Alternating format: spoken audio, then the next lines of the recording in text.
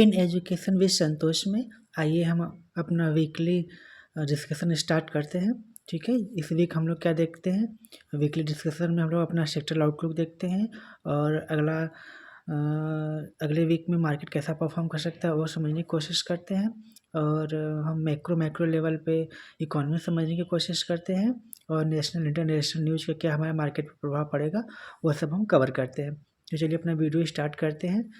तो देखिए, निफ्टी में लगभग 15% का करेक्शन हो चुका है और सितंबर 24 से लेके अभी फरवरी तक देखें, फरवरी 25 तक तो लगभग इन्वेस्टर्स का 90 लाख करोड़ रुपए जा चुका है और जिसमें से सिर्फ लगभग 3.1 लाख करोड़ का आउटफ्लो एफआईज ने किया है।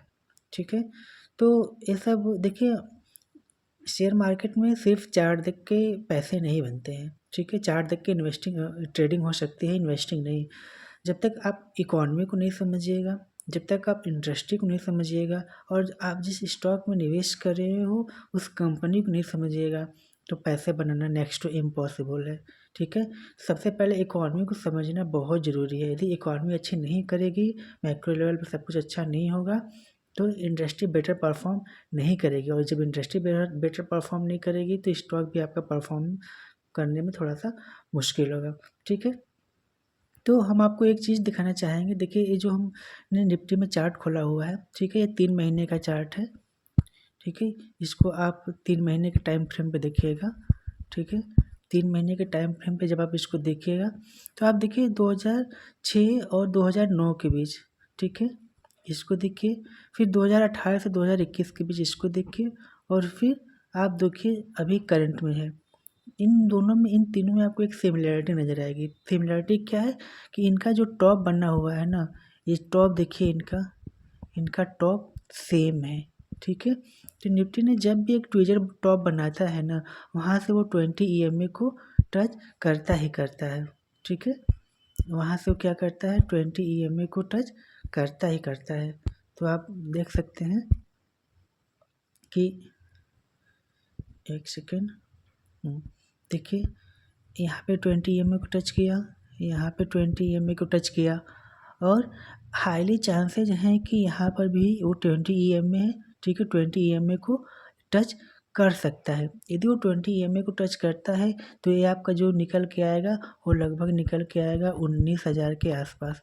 मतलब निफ्टी का लेवल जो निकल के आएगा वो आएगा 19,000। ठीक है, 19,000 का लेवल निकल के आएगा। तो क्या अभी निफ्टी लगभग 22,000 के आसपास चल रहा है। ठीक है, 22,000 के आसपास जब निफ्टी चल रहा है तो क्या इसका मतलब है कि निफ्टी को अभी कितना करेक्शन देना होगा, अभी लगभग 2,000 पॉइंट के आसपास का और करेक्शन देना होगा। मतलब अभी निफ्टी में 10% का फॉल बाकी है। ठीक है, और हाईली चांस है, आई रिपीट, हाईली चांस है कि ये अपने 20 EMA को टच करेगा। श्योरिटी तो नहीं कह सकते हैं कि मतलब 100% श्योर नहीं कि वो करेगा ही करेगा, लेकिन चांसेज आर वेरी हाई। ठीक है, क्योंकि निफ्टी क्या करता है, हिस्ट्री रिव्यूड इटसेल्फ, तो जब वो टच किया है तो ये भी इसको भी टच करने की पॉसिबिलिटीज है। इसका मतलब, और इसको सपोर्ट भी कर रहा है ना, हमारी इकॉनमी बेटर परफॉर्म कर रही है। आप सोच के देखिए ना, हमारी इकॉनमी बेटर परफॉर्म नहीं कर रही है। अभी 1-2 दिन पहले वर्ल्ड बैंक ने इंडिया को फटकार लगाई है कि आप थोड़ा सा संभल जाओ। ठीक है, देखिए वर्ल्ड बैंक जो होता है वो सबको कर्ज दे के रखता है, राइट। तो वर्ल्ड बैंक ने इंडिया को बोला है कि आपने जो इतने हाई टैरिफ्स लगाए हुए हैं उनको आप क्या करिए, थोड़ा सा कम करिए। ठीक है, और आप जो आपके बैरियर एंट्री हैं उसको थोड़ा ईज करिए और आप जो इन्वेस्टर्स का आउटफ्लो हो रहा है उनको भी थोड़ा सा कंट्रोल करिए। तो ये सब जब वर्ल्ड बैंक ने फटकार लगाई है तो वर्ल्ड बैंक का बोलने का मतलब है कि रियलिटी में इकोनॉमी में कुछ अच्छा नहीं हो रहा है, तभी वर्ल्ड बैंक ने ऐसा इंडिया को बोला है। ठीक है, उन्होंने बोला है कि आप टैरिफ पे थोड़ा अपने टैरिफ को कम करिए, एफआईएस को कैसे वो रुक सकते हैं उनको देखिए और अपने जो ईज ऑफ बैरियर एंट्री है ये सब को थोड़ा सा ईज करिए। ठीक है, तो ये तमाम चीज़ें वर्ल्ड बैंक ने इंडिया को सजेस्ट की है, तो मतलब उसको भी कहीं ना कहीं लग रहा है कि इंडिया में प्रॉब्लम है, तभी तो उसने ऐसा बोला है, राइट। तो इन सब के बीच में देखिए कल हमारा जीडीपी का डेटा पब्लिश हुआ है, ठीक है, 1-2 दिन पहले पब्लिश हुआ है। तो उन्होंने बताया है कि जो दिसंबर क्वार्टर है इसमें हमारा जीडीपी क्या किया है, लगभग 6.2 से बढ़ा है। तो ठीक है, इसके मतलब इसके पहले जो सितंबर क्वार्टर था उसमें 5.4 का था, तो उससे बढ़ के आया है इस मंथ में। तो डेटा थोड़ा सा पॉजिटिव आया है, ठीक है। इसके कई कारण हो सकते हैं कि थोड़ी सी इसमें सितंबर और उसके भी दिसंबर के बीच हमारा फेस्टिव सीजन रहता है, तो यहाँ पे एक्सपेंडिचर जम के होता है, जिसकी वजह से थोड़ा जीडीपी इंक्रीज होके आया है। तो और हमारा जो फोरकास्ट है वो लगभग 6.5 का आया कि फाइनेंशियल 25 में वो 6.5 से ग्रो करेगा, ठीक है। तो देखिए डेटा आया है, ये डेटा पॉजिटिव आया है, तो हो सकता है मार्केट उसको थोड़ा पॉजिटिवली लेने की कोशिश करें, ठीक है। सेक्टरल आउटलुक में हम यही बोलेंगे कि सारा सेक्टर नेगेटिव चल रहे हैं। डेटा पॉजिटिव आया, 2 डेटा पॉजिटिव आए हैं। एक पॉजिटिव आया है हमारा जीडीपी का ग्रोथ रेट, और दूसरा पॉजिटिव आया है हमारा क्या, कलेक्शन, जीएसटी का कलेक्शन, जो कि लगभग 1.84 लाख करोड़ का अभी हमने फरवरी में कलेक्शन किया है, जो प्रीसीडिंग ईयर के कंपैरेटिवली लगभग 9% अधिक है, ठीक है। प्रीसीडिंग ईयर से देखिए तो लगभग 9% अधिक है, लेकिन अब जनवरी मंथ से देखें, प्रीसीडिंग मंथ से देखें तो वो डाउन है, क्योंकि जनवरी में हमने 1.96 का कलेक्शन किया था, 9 लाख करोड़ में है, 1.96 लाख करोड़ जनवरी में किया था, लेकिन वो कम होके आया है फरवरी में 1.84, ठीक है। लेकिन यदि आप पिछले साल की तुलना करें, जो मतलब फरवरी 24 में, तो वहाँ से हमारा जो डेटा है वो लगभग 9% इंक्रीज होके आया है, ठीक है।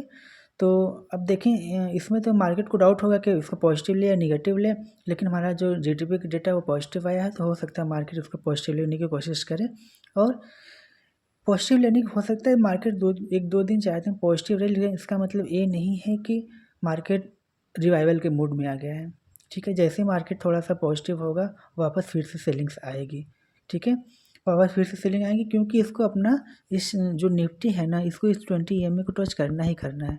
तो अगर ये इसको टच करेगा तो भी मार्केट में 10% का कलेक्शन, बाकी मार्केट सीधे नहीं गिरती है कि मार्केट आई और गिर गई, राइट। मार्केट को क्या करना पड़ेगा, मार्केट थोड़ा गिरेगी फिर बढ़ेगी, गिरेगी थोड़ी, मार्केट तो ऐसे चलता है, ठीक है। तो मार्केट थोड़ा सा यहाँ से बाउंस बनता है, अब देखते हैं कि क्या करता है, बाउंस करता है कि नहीं करता है, और फिर वैसे ही हम अपना प्लान करेंगे, ठीक है।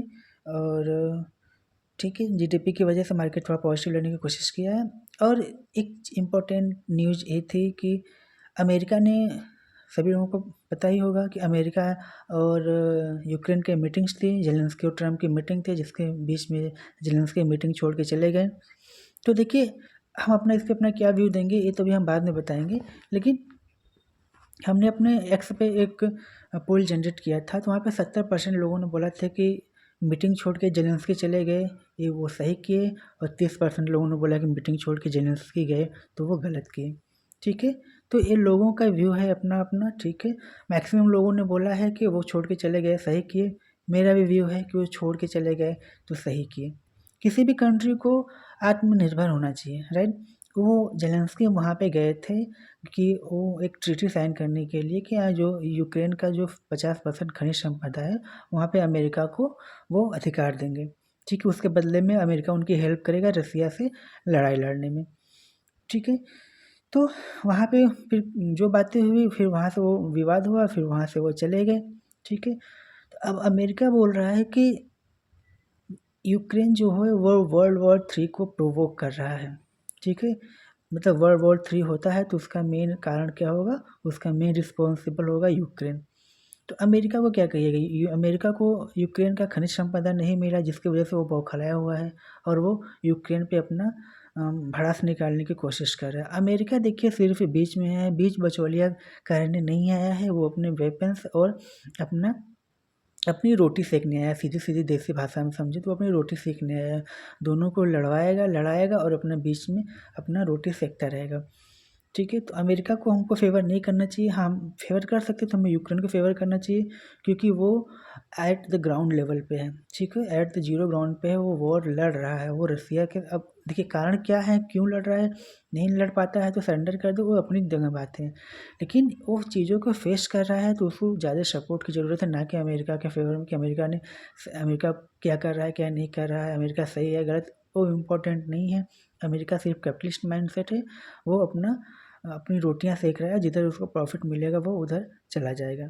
ठीक है, तो ये थी। और एक एक रिसर्च है जिसको हम बोलते हैं MK रिसर्च। ठीक है, उसने एक स्टॉक है जुबिलेंट फूडवर्क, ठीक है, जो डोमिनोज को सर्विस प्रोवाइड करता है। ठीक है, तो उसके स्टॉक प्राइस को इन्होंने, देखिए जो जुबिलेंट फूडवर्क बहुत ही मतलब अच्छी कंपनी है। ठीक है, और इस जुबिलेंट फूडवर्क ने का जो MK रिसर्च है, उसने पहले तो इसका टारगेट प्राइस दिया था 800 रुपये, फिर उसने उसको कम करके क्या कर दिया है 750 रुपये। बोले कि नहीं, अब इसका टारगेट अभी लगभग करंट में 650 के आसपास से ट्रेड कर रहा है। तो पहले बोले थे कि ये 800 तक जाएगा, फिर बोले नहीं, ये 800 तक नहीं जाएगा, अभी क्या जाएगा, ये जाएगा आपका लगभग अब 50 रुपये उन्होंने कम करके बोला 750 रुपये तक जाएगा। लेकिन देखिए जो मेरी एनालिसिस बोलती है जुबिलेंट फूड वर्क के लिए ना, हमको नहीं लग रहा है कि फर्दर यहाँ से इसकी स्टॉक प्राइस में ग्रोथ आनी चाहिए। ठीक है, एक बार यदि हम अपना देख लेते हैं जुबिलेंट फूड वर्क खोल कर। ठीक है, हमने जुबिलेंट फूडवर्क खोल लिया है। देखिए यहाँ पे इसका PE क्या दिख रहा है, ये इसका PE हमको 180 के आसपास का दिख रहा है, तो PE बहुत अधिक है। लेकिन इंडस्ट्री PE देखिएगा तो इंडस्ट्री PE भी इसका लगभग 400 के आसपास का इसका इंडस्ट्री PE है। ठीक है, एक सेकेंड हम इंडस्ट्री PE इसका देख लेते हैं। तो इसका इंडस्ट्री PE है आपका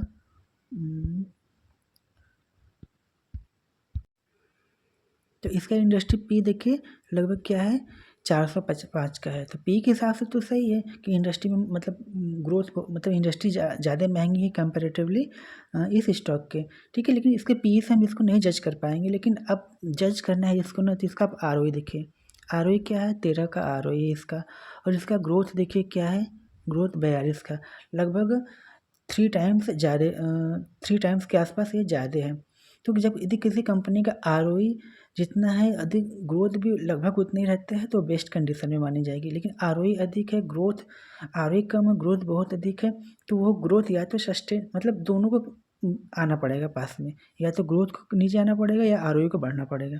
ठीक है, ROE को बढ़ाने के लिए आप क्या करिएगा, डेप्ट अधिक लीजिएगा। जब आपका ग्रोथ बहुत अधिक होता है, ROE कम होती है, तो आपको डेप्ट की रिक्वायरमेंट होती है, आपको कर्ज की रिक्वायरमेंट होती है। तो इसकी वजह से आप इसका डेप्ट टू इक्विटी रेशियो देखिएगा तो आपका क्या मिलेगा, आपको लगभग आप देखिए तो इसको लगभग आपका क्या है 1.94, मतलब बहुत ज़्यादा है, लगभग 2 का इसका डेप्ट टू इक्विटी रेशियो, इक्विटी जितना है उसका 2 टाइम्स इसके ऊपर क्या है डेप्ट है।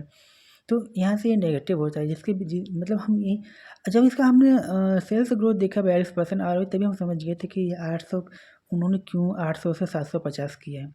ठीक है, इसके ऊपर क्या है बहुत अधिक डेप्ट है। अब इसका थोड़ा सा हम आपको दिखा देते हैं। देखिए इसका पेग रेशियो, इसका पेग क्या है, पेग आपका नेगेटिव पेग क्या होता है, नेगेटिव पेग क्या होता है, पहले पेग होता है PE अपान ग्रोथ। जब हम PE को ग्रोथ से डिवाइड कर देंगे तो हमारा क्या आ जाता है ग्रोथ। तो PE हमारा क्या था 180 का PE था, और ग्रोथ मेरा क्या था, ग्रोथ मान लीजिए ग्रोथ बेसिकली हम अर्निंग्स ग्रोथ लेते हैं। तो अर्निंग्स ग्रोथ जब आप लीजिएगा ना, तो वो लगभग मतलब वो हम नीचे आपको दिखा देंगे नेगेटिव आ रहा है, अभी हम आपको दिखाएंगे वो तो नेगेटिव में आ रहा है, जिसकी वजह से पेग क्या हो रहा है, हमारा ओवरऑल पेग क्या है वो नेगेटिव आ जा रहा है। तो पेग नेगेटिव नहीं होना चाहिए, पेग कम से कम होना चाहिए, 0 से 1 के बीच होना चाहिए, नेगेटिव नहीं होना चाहिए। ठीक है, तो यदि पेग 1 से कम रहता है तो बहुत अच्छा माना जाता है। ठीक है, कि जो हमारा PE है और ग्रोथ दोनों ठीक ठाक बराबर है तो अच्छा माना जाता है। लेकिन यहाँ पर नेगेटिव है, तो जिसकी वजह से ये स्टॉक में अब आगे कैसा परफॉर्मेंस आएगा वी डोंट नो। ठीक है, तो अब इसका हम थोड़ा सा दिखा देते हैं कि इसका जुबिलेंट फूडवर्क्स क्वार्टरली रिजल्ट्स नहीं, प्रॉफिट एंड लॉस में देखिए, प्रॉफिट एंड लॉस नहीं, यहाँ से नहीं, उसके बैलेंस शीट भी नहीं, और ठीक है देखिए कंपनी का जो इक्विटी कैपिटल है ना वो 66 से 132 हुआ है, ठीक है। ये तो बढ़ता गया है, ठीक है, ये बढ़ रहा है, सही अच्छी बात है, इसको बढ़ना चाहिए। लेकिन रिजर्व भी देखिए आप, तो रिजर्व भी 581 से क्या बढ़ के हुआ है 2053, ये भी अच्छी बात है। बस नेगेटिव क्या हो गया कि पहले तो इसके पास कोई कर्ज नहीं थे, मार्च से आप देखिए, आप मार्च से देखिए, यहाँ पे देखिए, यहाँ पे देखिए, तो यहाँ पे कोई इसके पास कोई कर्ज नहीं थे। लेकिन अचानक से इसका कर्ज बढ़ के क्या हो गया है, 4000 के आसपास करोड़ का इसके ऊपर कर्ज बढ़ गया है, ठीक है। 4000 का करोड़ कर्ज बढ़ा है और अदर लाइबिलिटी भी आपकी इंक्रीज हुई है। तो ओवरऑल आप देखिए तो 4000 ए और 1800, लगभग इस कंपनी के ऊपर 6000 का क्या है, कर्ज है। 6000 का कर्ज है, कंपनी के पास रिजर्व कितना है, 2503 करोड़ रुपए का, ठीक है। तो एक एक मतलब कंपनी के पास बोरोइंग बहुत अधिक है, कंपनी कर्ज में है, तो फिर यहाँ से इसका प्रॉफिट इंक्रीज कैसे होगा, क्योंकि जितनी अर्न करेगी ना। अब इसका एक बार प्रॉफिट लॉस देख लीजिए, तो कंपनी ने क्या किया है कि इसका ऑपरेटिंग प्रॉफिट था 1498 करोड़ का, हम ये देख लेते हैं, ठीक है, करंट का टीटीएम देख लेते हैं। 1489 करोड़ का इसका ऑपरेटिंग प्रॉफिट मार्जिन था। लेकिन इसने क्या किया है, सब इंटरेस्ट वगैरह काट कूट के ये लगभग इसका प्रॉफिट बिफोर टैक्स कितना था, 450 करोड़ का, ठीक है। 450 करोड़ का इसका आता है, और टैक्स काटने के बाद भी इसका आता है 376 नेट प्रॉफिट आता है। तो अर्निंग्स दिखिएगा तो 5.61 का आया है ईपीएस।